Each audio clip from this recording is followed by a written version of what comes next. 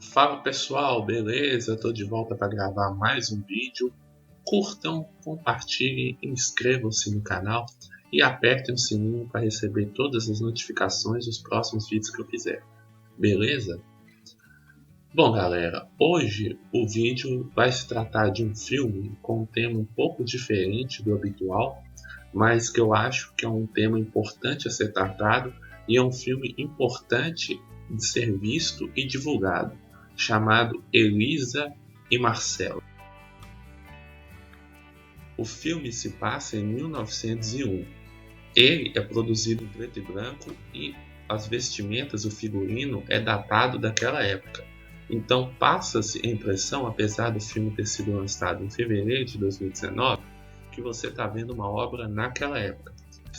E as atuações de Natália de Molina como Elisa e Greta Fernandes como Marcela passam exatamente a dramaticidade que era viver nessa condição, naquela cidade e a relação entre as duas. Ela passa a sensação de empatia em quem está assistindo, você se emociona e se envolve emocionalmente na história. Existem assim algumas cenas mais calientes entre as duas, mas que servem para nos afeiçoarmos às personagens. Nada pornográfico ou algo parecido com isso.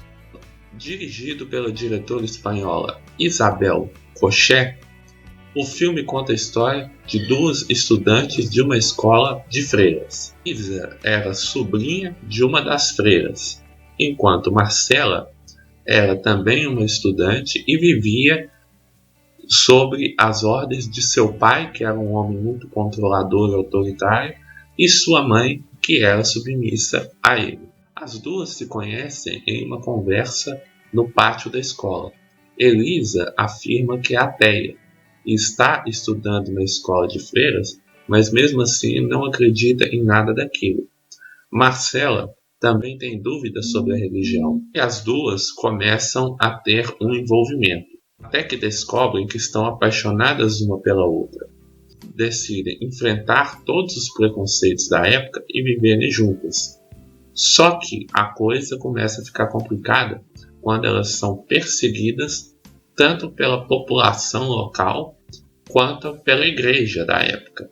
É baseado numa história real e o filme se passa em 1901, na Espanha. Para tentar ter um pouco de paz, elas armam um plano.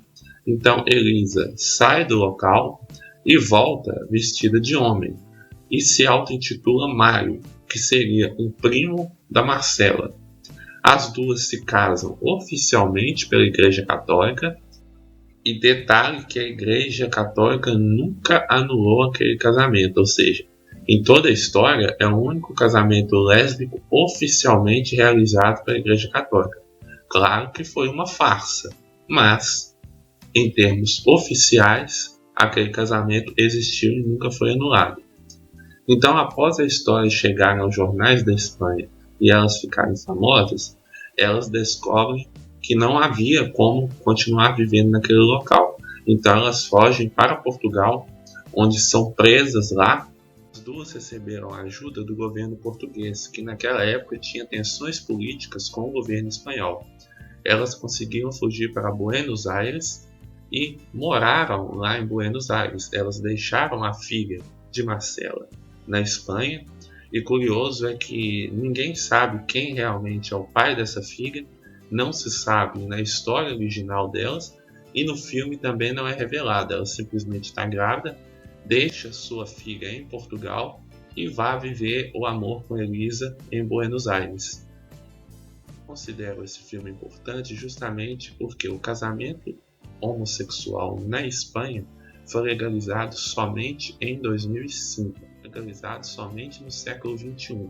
É um filme importante para a gente refletir sobre os nossos próprios comportamentos, para a gente não repetir hoje em dia o que era comum naquela época. Naquela época, o poderio da religião era uma coisa comum, uma coisa normal.